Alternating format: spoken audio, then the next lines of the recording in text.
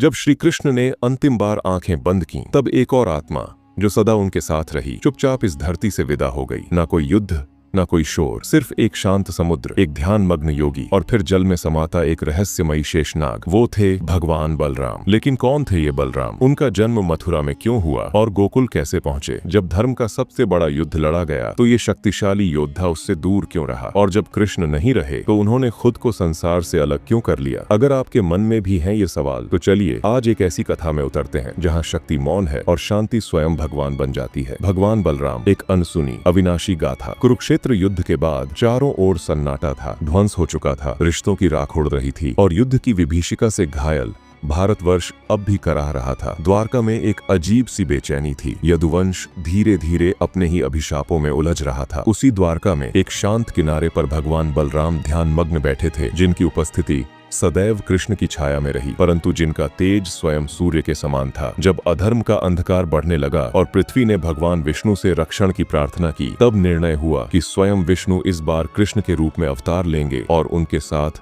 उनके परमांश, उनके आदिशक्ति, उनके भाई बलराम अवतरित होंगे। लेकिन बलराम का अवतरण असाधारण था। कंस ने देवकी और वसुदेव की 7वीं संतान को भी मार डालने की योजना बनाई थी, परंतु यह जानकर कि वह संतान स्वयं शेषनाग का अवतार है, योग माया ने लीला रची। वह गर्भ जो देवकी के गर्भ में था, उसे रोहिणी के गर्भ में स्थानांतरित कर दिया गया। रोहिणी जो वसुदेव की दूसरी पत्नी थी, उस समय नंदग्राम में थी। वहां उन्हें नंद बाबा और यशोदा माता के संरक्षण में रखा गया था। वहीं गोकुल की मिट्टी में गायों की घंटियों के स्वर के बीच बलराम का जन्म हुआ। जैसे ही वे जन्मे, आकाशवाणी हुई, यह शेष का अवतार है जो धर्म की रक्षा के लिए आया है। बालक बलराम का रंग गौरव, साफ, उज्ज्वल था, बिल्कुल दूध की तरह। इसीलिए उन्हें बलभद्र और हलधर भी कहा गया। गोकुल की गलियों में जहाँ कृष्ण माखन चुराते थे, वहीं बलराम उनके साथ रहते, सदा रक्षक, सदा बड़े भाई जैसे। जब कृष्ण रास लीला रचते, बलराम उन्हें छिपकर मुस्कुराते देखते। वे गंभीर थे, परंतु उनके भीतर भी एक कोमलता थी। बलराम को हल और गदा प्रिय थे। वे कृषक संस्कृति के प्रतीक बन गए। उन्होंने पहले हल चलाकर यमुना जी की धारा मोड़ी, फिर द्वारका में एक अद्भुत नगर की नींव रखी। वे शक्ति थे, पर संहार में नहीं, निर्माण में। जब कुरुक्षेत्र का युद्ध हुआ, तब बलराम ने तटस्थ रहने का निर्णय लिया। वे कृष्ण की तरह राजनीति में लिप्त नहीं थे। उन्होंने युद्ध के दौरान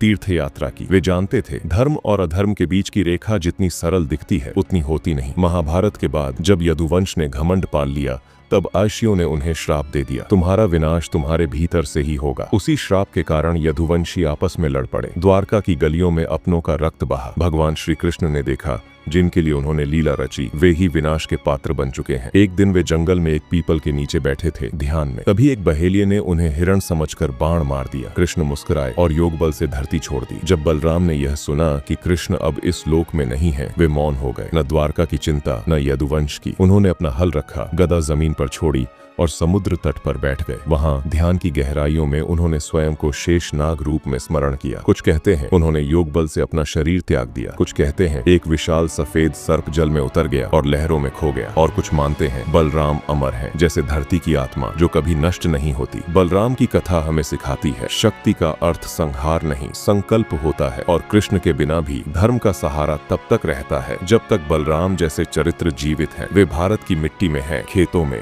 हल में, और हर उस भाई के रूप में जो अपने छोटे को स्नेह और सुरक्षा देता है।